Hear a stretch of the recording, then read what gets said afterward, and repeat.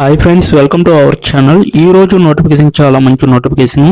ఈ వీడియోని ఎక్కడ స్కిప్ చేయకుండా వీడియోని ఎండ్ వరకు చూడండి. అలాగే ఈ వీడియోకి మినిమం 50 లైక్స్ అయితే కోరుకోవడం జరుగుతుంది కాబట్టి ప్రతి ఒక్కరు కూడా లైక్ చేయడం మాత్రం మర్చిపోద్దు. లైక్ చేయడం వల్ల నాకు ఎంతో బూస్ట్ అండ్ ఎంకరేజ్మెంట్ ఇచ్చినట్టుగా ఉంటుంది. సో ప్రతి ఒక్కరు కూడా అప్లై చేయడానికి ట్రై చేయండి. అలాగే వెళ్తూ మన ఛానల్ని సబ్స్క్రైబ్ చేసుకోవడం మాత్రం మర్చిపోవద్దు. మీరు నన్ను ఫాలో అవ్వాలనుకుంటే కింద డిస్క్రిప్షన్ బాక్స్లో WhatsApp, Telegram, Facebook, Instagram links అయితే ఇవ్వడం జరిగింది. డైరెక్ట్గా మీరు నాతో కాంటాక్ట్ అవ్వచ్చు. మీకున్న డౌట్స్ అన్ని కూడా క్లారిఫై చేసుకోవచ్చు. అలాగే ఇప్పుడు జాబ్ యొక్క ఫుల్ డీటెయిల్స్ మనం క్లియర్గా తెలుసుకున్నాం. ఎక్కడ స్కిప్ చేయకుండా వీడియోని ఎండ్ వరకు చూడండి. ఈరోజు నోటిఫికేషన్ వచ్చేసరికి మనకి ఆర్డబ్ల్యూఎస్ గ్రూప్ కంపెనీ నుంచి ఈ యొక్క వేకెన్సీ అనేది రావడం జరిగిందనమాట. సో డెస్క్టాప్ పబ్లిషింగ్ స్పెషలిస్ట్స్ అయితే కావాలన్నమాట. ఇండియాలో ఉంటుంది ఈ యొక్క కంపెనీ. 6 రోజుల క్రితమే ఈ యొక్క వేకెన్సీ అనేది రిలీజ్ చేయడం జరిగింది. ఓవరాల్గా 100 అప్లికెంట్స్ అయితే వాళ్ళకి వెళ్ళడం జరిగింది. ఇప్పుడు వరకు 100 మంది అప్లికెంట్స్ అప్లై చేసుకోవడం అనేది జరిగింది. రిమోట్ అనేసి ఇవ్వడం జరిగింది. ఫుల్ టైం వర్క్ అనమాట. ఇక్కడ క్లియర్గా మెన్షన్ చేశారు. 0 to 7 స్కిల్స్ మ్యాచ్ అనేసి కూడా ఇవ్వడం జరిగింది. ఇక్కడ స్కిల్స్ గురించి చూసుకుంటే మనకి ఇక్కడ క్లియర్గా ఇవ్వడం జరిగింది. Skills added by the job poster అనేసి కూడా ఇవ్వడం జరిగింది. డెస్క్టాప్ పబ్లిషింగ్, అలాగే ఆప్టికల్ క్యారెక్టర్ రీకానిజేషన్ ఓసిఆర్ అనేసి ఇవ్వడం జరిగింది. అలాగే మైక్రోసాఫ్ట్ వర్డ్ అనేది మీకు వచ్చి ఉండాలి. అలాగే సిట్రిక్స్ ప్రోడక్ట్స్ గురించి కూడా మీకు తెలిసి ఉండాలి. అడోబో అక్రోబట్ అనేసి ఇవ్వడం జరిగింది. అడోబో ఇల్లుస్ట్రేటర్ అనేసి ఇవ్వడం జరిగింది. అడోబో ఇన్ డిజైన్ అనేసి కూడా క్లియర్గా మనకి మెన్షన్ చేయడం అనేది జరిగింది అనమాట. ఇప్పుడు మనం చూసుకుంటే నెక్స్ట్ వన్ ఎలా అప్లై చేయాలో మనం తెలుసుకోవచ్చు. ఇప్పుడు క్లియర్గా తెలుసుకోవచ్చు. ఇక్కడ ప్రాన్సు వస్తావా అనేసి ఇవ్వడం జరిగింది.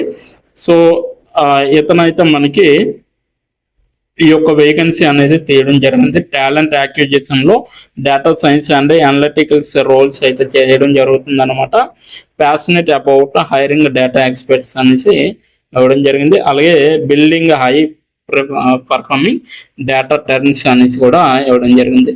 అబౌట్ ద జాబ్ చూసుకుంటే మనకి ఇక్కడ చూడొచ్చు. మీరు జాబ్ డిస్క్రిప్షన్ చూసుకుంటే good skills in Adobe InDesign, అలాగే ఇల్లుస్ట్రేటర్, అలాగే Photoshop, MS Word and PowerPoint, వీటిల్లో అయితే మీకు స్కిల్స్ ఖచ్చితంగా ఉంటే వీళ్ళైతే తీసుకోవడం అనేది జరుగుతుంది. Experience in localisation industry or projects is a must అనేసి ఇవ్వడం జరిగింది. సో మీకు లోకలైజల్గా ఇండస్ట్రీ గురించి తెలిసి ఉండాలి. అలాగే ప్రాజెక్ట్స్ ఎలా చేయాలనేది కూడా తెలిసి ఉండాలి. అలాగే this means candidates should have worked on different languages in InDesign, MS Word, OCR tasks and performing QA అనేసి ఇవ్వడం జరిగింది. Working knowledge of Acrobat, professional InDesign, Photoshop, Illustrator is preferred అనేసి కూడా క్లియర్గా మనకి మెన్షన్ చేయడం జరిగింది. సో మీకు నాలెడ్జ్ అయితే ఫోటోషాప్లో కూడా ఉండాలి. అలాగే ఎంఎస్ వర్డ్, పవర్ పాయింట్లో కూడా మీకు ఉండాలన్నమాట. Ability to meet fast turnaround deadlines అనేసి కూడా ఇవ్వడం జరిగింది.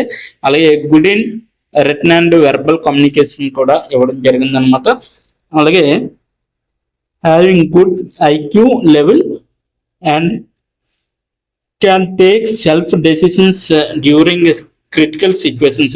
ఏ సిచ్యువేషన్లో ఉన్నా కూడా మీరు ఐక్యూ లెవెల్ అనేది కరెక్ట్గా ఉండేటట్టుగా చూసుకోవాలి. సెల్ఫ్ డెసిషన్స్ కూడా తీసుకునే విధంగా చూసుకోవాలన్నమాట. Comfortable to work in night shifts, మీరైతే ఖచ్చితంగా ఈ యొక్క జాబ్లో జాయిన్ అయితే నైట్ షిఫ్ట్స్ అయితే ఖచ్చితంగా ఉంటాయి కాబట్టి మీరైతే ఖచ్చితంగా నైట్ షిఫ్ట్స్ చేసే విధంగా ఉండాలన్నమాట. అలాగే క్యాండిడేట్స్ ఎక్స్పీరియన్స్ వచ్చేసరికి candidates should have understand Windows, Mac environment, knowledge of emails, MS Office and the internet. So మీరైతే విండోస్ కానీ మ్యాక్ కానీ అండర్స్టాండింగ్ చేసుకుంటే చాలు. అలాగే మీకు ఎంఎస్ ఆఫీస్లో నాలెడ్జ్ ఉండాలి. అలాగే ఈమెయిల్ కూడా ఇవ్వడం జరిగింది. ఈమెయిల్ గురించి కూడా మీకు తెలిసి ఉండాలన్నమాట. నెక్స్ట్ వన్ చూసుకుంటే good understanding of financial project and formatting knowledge of financial tables అనేసి ఇవ్వడం జరిగింది. Experience of using Citrix VPN and any other application knowledge అని కూడా ఇవ్వడం జరిగింది. Working experience in a localisation DTP formatting text OCR tasks and quality checks అనేసి ఇవ్వడం జరిగింది. అలాగే షిఫ్ట్ టైమింగ్స్ వచ్చేసరికి 8:30 PM నుంచి హైయెస్ట్ 5:30 AM వరకు ఉంటుందన్నమాట. అలాగే రిక్వైర్డ్ ఎక్స్పీరియన్స్ వచ్చేసరికి 2 to 5 years అనేది ఎక్స్పీరియన్స్ ఉంటే సరిపోతుంది. శాలరీ వచ్చేసరికి 4 LPA అనేసి ఇవ్వడం జరిగింది. 4 లక్షల నుంచి 5 లక్షల వరకు 6 లక్షల వరకు కూడా మీకు ప్రయాణం అనేది ఇవ్వడం జరుగుతుంది. కాబట్టి ప్రతి ఒక్కరు కూడా అప్లై చేసుకోవడానికి ట్రై చేయండి. అయితే దీని యొక్క అప్లికేషన్ లింకు నేను కింద నా డిస్క్రిప్షన్ బాక్స్లో మీకు ప్రొవైడ్ చేయడం జరిగింది. అక్కడికి వెళ్ళి మీరు డైరెక్ట్గా అప్లై చేసుకోవచ్చు. ఇప్పుడు ఎలా అప్లై చేయాలో మనం క్లియర్గా తెలుసుకుందాం. ఎక్కడ స్కిప్ చేయకుండా ఎంతవరకు చూడండి. ఇప్పుడు ఎలా అప్లై చేయాలో మనం తెలుసుకున్నాం. డిస్క్రిప్షన్ బాక్స్లో ఇచ్చిన లింక్ మీరు ఓపెన్ చేయగానే మీకు ఈ విధంగా నోటిఫికేషన్ అనేది ఓపెన్ అవుతుంది. ఇక్కడ మీరు ఈజీ అప్లై పైన క్లిక్ చేస్తే మనకి నెక్స్ట్ పేజీ అనేది ఓపెన్ అవుతుంది.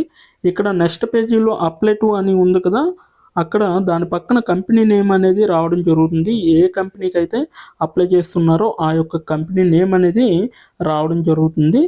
దాని తర్వాత మీరు మీ యొక్క ఈమెయిల్ ఐడితో లింక్డ్ఇన్లో లాగిన్ అయ్యి ఉండాలి. అలా అయ్యి ఉంటే మీకు ఈమెయిల్ ఐడి కూడా కనబడుతుంది. ఫోన్ కంట్రీ కోడ్ అనేది కూడా కనబడుతుంది. అక్కడ మీ యొక్క ఫోన్ కంట్రీ కోడ్ని మీరు ఎంటర్ చేయాలి. మనది ఇండియా కాబట్టి +91 అని ఉంటుంది. మొబైల్ ఫోన్ నెంబర్ ఉంది కదా, అక్కడ కూడా మీ యొక్క పర్మనెంట్ మొబైల్ నెంబర్ అనేది ఇవ్వాలి. తర్వాత మీరు నెక్స్ట్ అనే ఆప్షన్ పైన క్లిక్ చేయాలి.